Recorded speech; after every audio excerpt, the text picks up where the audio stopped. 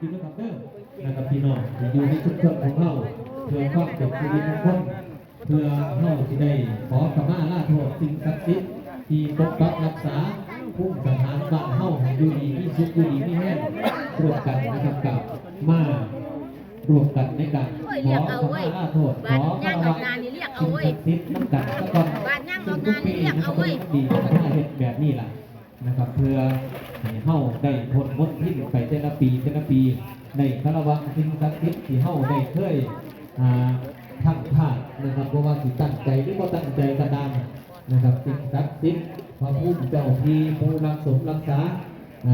ผู้สถานบ้านเฮานี่ล่ะนะครับเพราะว่าที่เป็นบุญคุณขอทานใหญ่บุญคุณท่านพระผู้ศรีสุตาภรณ์ท่านพระผู้โสพลขันธิธรรมนะครับผู้บาอาจารย์ที่เพิ่นก่อร่างสร้างวัดผู้ที่เพิ่นสร้างบ้านแปลงเมืองมากนะครับแบบท่าที่ท่านองนะครับคารวะเพิ่นนะครับในช่วงสงกรานต์นี่แหละทุกปีเพราะฉะนั้นก็เข้ากับดูนักการก่อนนะครับเพื่อคารวะสิ่งศักดิ์สิทธิ์ต่างๆที่พระเยซูดีที่ท่าเฮ็ดนะครับตอนนี้ท่าพระคุณเจ้ากำลังย่างรับบิณฑบาตนะครับจากพ่อแม่พี่น้องในชุมชนของเฮาเพื่อรวมในการทำบุญในการทำบุญตักบาตรนะครับในงานวันสงกรานต์นะครับของปีนี้เสือไม่เสือเสือไม่เสือเรียก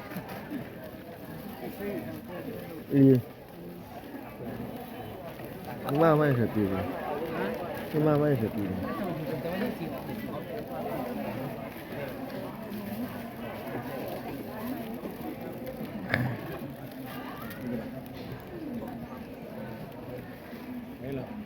แมวเด้อเฮ้ยเราบอกตีพอเอาอันนั้นมันนอนเนี่ยบ้านสายใจพ่อป้าตีดอกแมวนี่ว่าเนาะคือพ่อมันนอนหนาแล้วถึงว่าต้องก้นเลยท่านแม่นบ่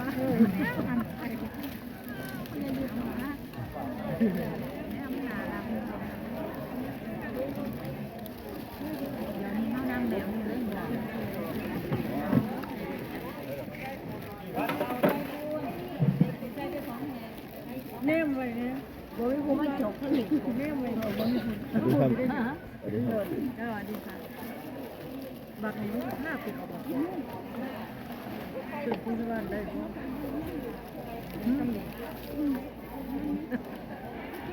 ตื่นผู้สวรรค์ได้บ่โมโหครับเงินต้น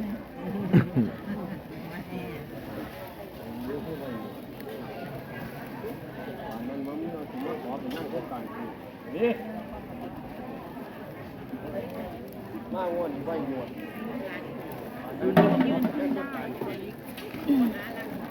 เอ้าคนไทยหรือเปล่าเนี่ยนะคนไทยหรือเปล่าเนี่ยดำซีปี้เลย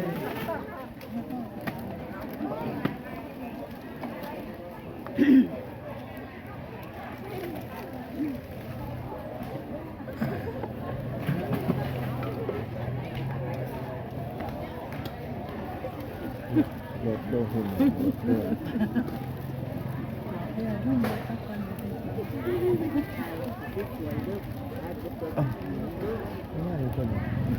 ยังมีชีวิตอยู่ตัวหนึ่ง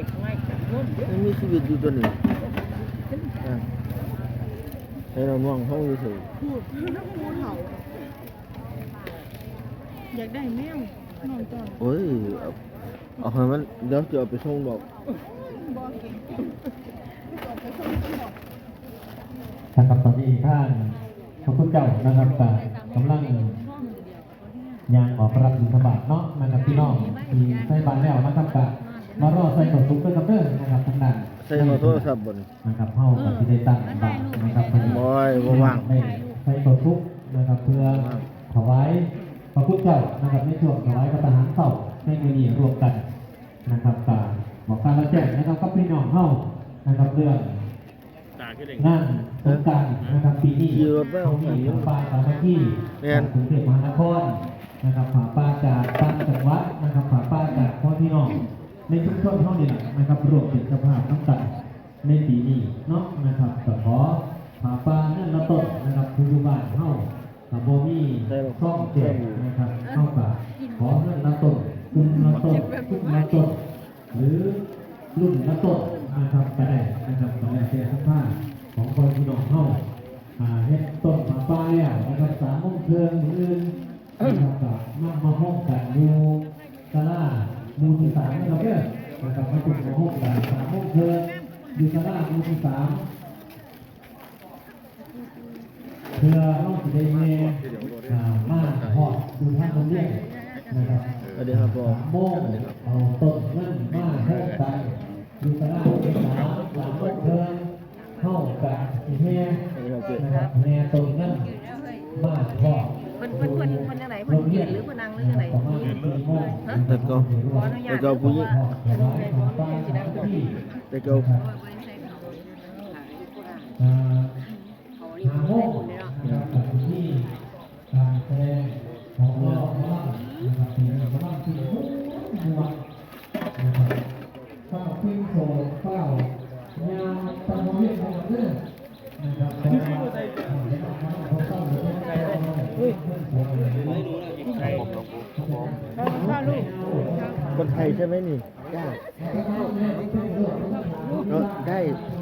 ได้น้องสาวหรือน้องชายเรา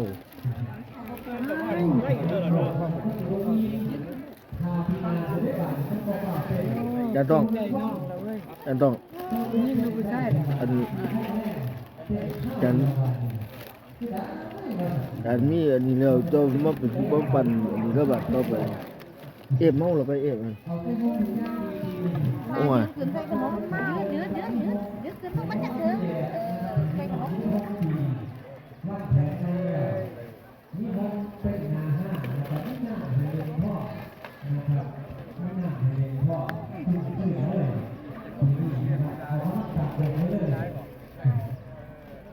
ตัดไปเก็บตัวละไปตู้ไปห้องตัดไปเรื่อยๆไปเรื่อยๆตรวจสอบ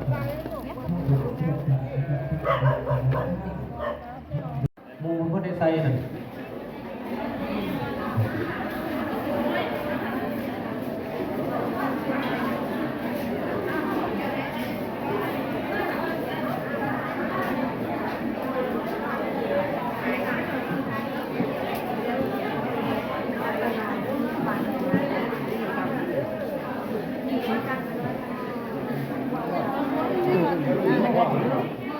จ้าบอกข้าวยังไงน่ะมันบ่มีน้ำมันบาด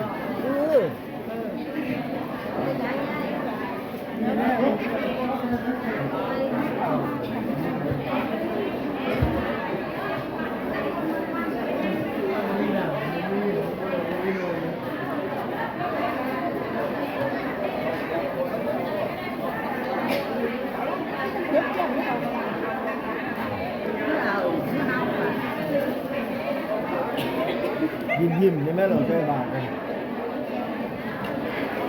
ยิ้มไหนคนไก่คนยิ้ม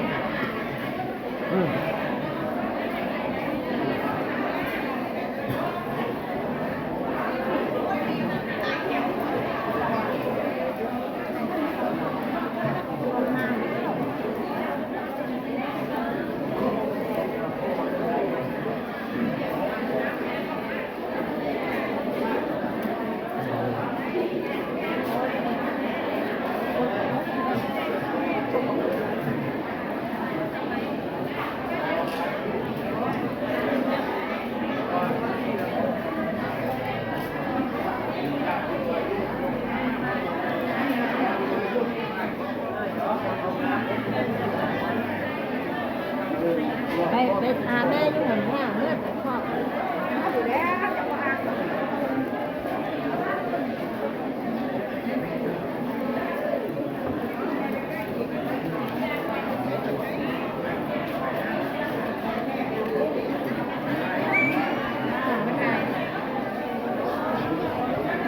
บาทไปรู้ว่าไปขึ้นไหมเดี๋ยวพวกไปห้องเนี่ย ว้า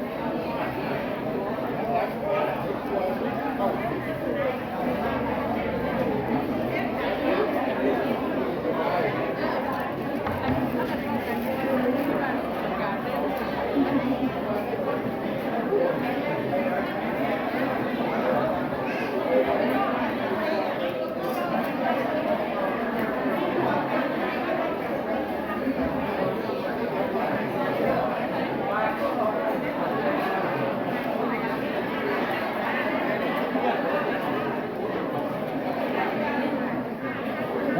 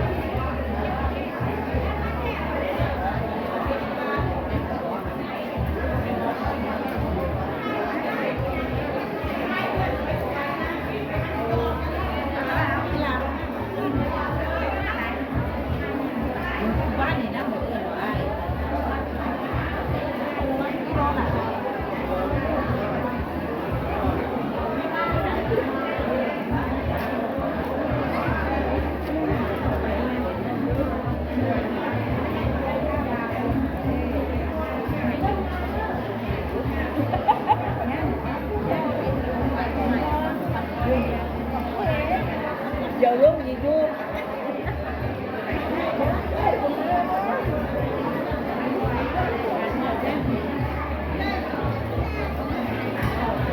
ค่ะ มาแล้วบ่ฮู้ เขาก็จะต้องเหมือนกัน ได้ก็บ่ขาดกันนี่ขึ้น ไม่อยากอีกชื่ออยู่จะพ้นต้องใช้สีขาวเนี่ย 2-3คนนี่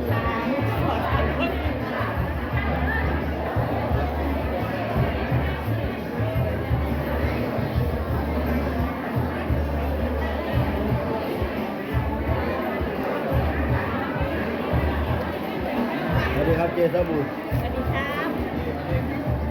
ใส่กระทะบูหรือใส่กระทะบู ฮะ ถ้าบูหรือใส่กระทะบู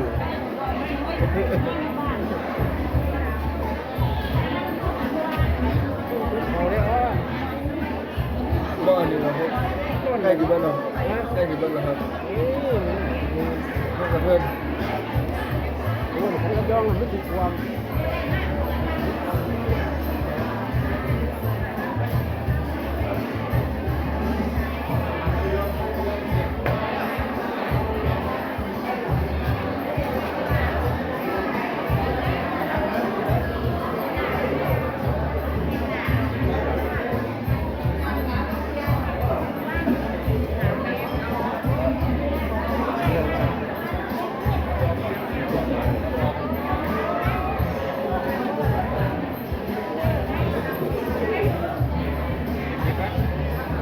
แค่ติดตามก็เขานี่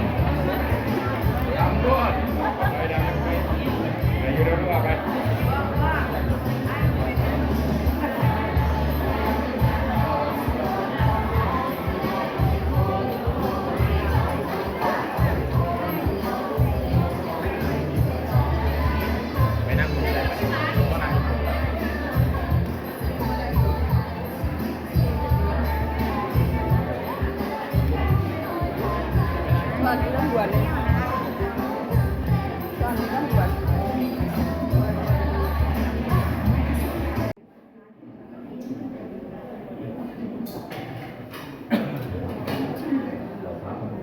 เอาไว้ครับอะระหังสัมมาสัมพุทโธภะคะวาพุทธังภะคะวันตังอะภิวาเทสวาคาโตภะคะวะตาธัมโมธัมมังนามัสสามิอุปฏิปันโนภะคะวะโตสาวกสังโฆสังฆังนามามิ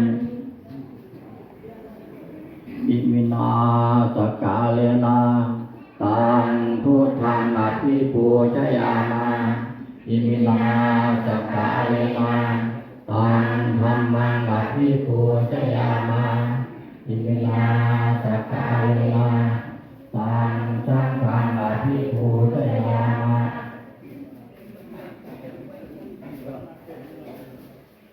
สาธุสาธุนะโมตัสสะภะคะวะโตอะระหะโตสัมมาสัมพุทธัสสะนะโมตัสสะภะคะวะโตอะระหะโตสัมมาสัมพุทธัสสะนะโมตัสสะ พระพุทธโตอะระโตสัมมาสัมพุทธัสสะสาธุสาธุกัปปีทีทางพระหุคังทีเนธรรมวานัมติปัสโตติโยอภิโภมหาปัญโยทายันโตสุขิจัตยานิพพานังตวังสุขังสาธุสัพพิทาสัมมาทิฏฐาสัมภะทิฏฐาสัมภะเทนะอัจฉริโยมสังเกตสัมภมายะถาภาวังยะถังมุหังยะถาจิตโตรังโยหังสุขังจิตโตสมาสังจิตโตอะคังโลสัมปติโตสุขุพุทธะผู้ดูเราจะไม่ถูกกายเนี่ยละวาจายังรักษาธรรมะธรรมกาชีตัดแม่ทั้งเตตุนิพุทธะที่นี้ลักษณะในรัชยะอาเตอันโตปฏิฆาหาภูสังฆังโหสัมธรรมะภูเรติทั้งเตสังวังไลธรรมะสัจจะทารุภะอรวังพนามังอาคุโรเจวะนังในน้ำที่เราตักรักษาในทั้งกายสุขายะ คุณดี ยาวันพระ คุณได้น้อย โย เลย สา ข้างหลั นั ง งวา เริ่ โม มข้างหลัง กายกรรมันวัจิกรร ไม่ มั ได้ น มีเห็นงูเบิด มโนกรรมันสัพพะปาปังมีนันทันตูโยโสโสโมหะคิเตทุกขะเมงห้ามมันเมงสังฆะเมงปาตักกะโตมายาธรรมะเมตตังโคสังสัพพะปาปังวินัสตุบาภะโลโภบาภะโทโสบาภะโมโหที่ขาบย้องหลายเด็ดกำลังข้างพาดเด็ดประมาทต่อภารัตนตรัยทั้งสามเด็ดกายก็ดีเด็ดวาจาก็ดีเด็ดใจก็ดีติดเจตนาก็ดี หรือบ่ได้เจตนาก็ดีที่ซึ่งหน้าและรับหลังก็ดีที่จำได้หรือจำบ่ได้ก็ดีบาเวทนกรรมบาเวรณกรรมบาปัจจุบันกรรมบาในปีนี้เดือนนี้วันนี้ย่ามนี้ตลอดปีมะเสงขอจนหอดปีมะเมี่ยงข้าพเจ้าทั้งหลายเป็นกำลังพังผ้าขอแก้พระพุทธธรรมจงได้กระจัดปัดออกไป